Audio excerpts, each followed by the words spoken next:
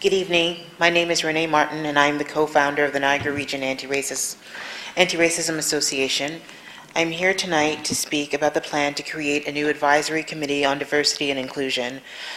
On the face of it, I can see why the plan laid out by the clerk seems progressive and a part of the mission to make St. Catharines a compassionate city, but unfortunately, it actually leaves much to be desired. I will admit that St. Catharines is not the first city to decide to amalgamate or reduce committees. The problem is that the other cities that are doing so, or at least in the case of Toronto and Hamilton, there's already an infrastructure there to support this decision. Hamilton has an anti-racism center, and Toronto has many groups which are either official or grassroots actively working on anti-racism. I'm sure that we can agree that the region has no such support, let alone the city of St. Catharines. As it stands, by choosing to create an advisory committee which does not specifically focus on the needs of racialized people, the city is quite literally putting the cart before the horse. How can you reduce something which does not exist? When have top-down solutions really been a benefit to those of us who are marginalized? The racialized communities of St. Catharines need and want their own committee dedicated to anti-racism. There has never been a time when racialized people were not present on this land, and yet today we find ourselves alienated, our histories erased, and our lived experiences ignored.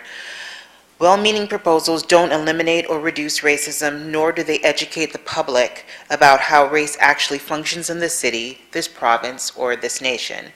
We are not simply passive sponges awaiting with eagerness the supposed largesse that the city wishes to offer. We are active and vibrant communities who are proactive politically and are all too well aware the strategies needed to combat the racism we face in our daily lives. Racialized people make up 17% of the population of St. Catharines, and where exactly are we represented in this room? The Niagara Region Anti-Racism Association has repeatedly asked our mayor for this committee, only to be told no. How does it make sense for racialized people to ask for a specific committee to address our needs, only to be told this is what you can have? Change can be incremental, but if the root of the tree is rotten, then the whole tree is sick.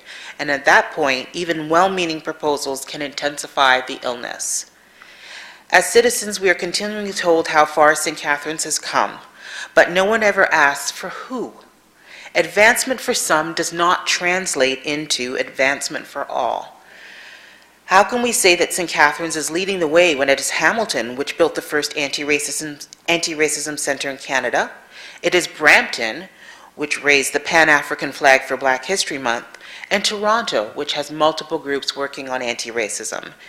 If St. Catharines wishes to bridge the gap on the racial divide, it is absolutely imperative that racialized people of the city get our own anti-racism committee.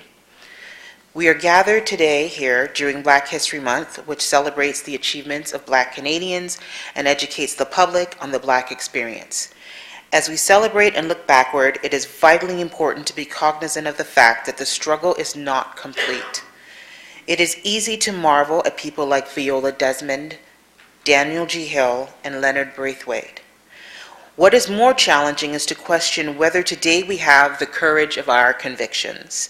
To be clear, we are in a moment of great social upheaval. The few gains that have been made in the stride for civil rights are under attack. We can either choose platitudes and niceties, or we can decide to fight back in the pursuit of real equality. Justice will not be easily achieved, but it is what this community needs and what racialized people deserve. To quote Cesar Chavez, our ambitions must be broad enough to include the aspiration and needs of others for their sakes or for our own. Thank you for your time.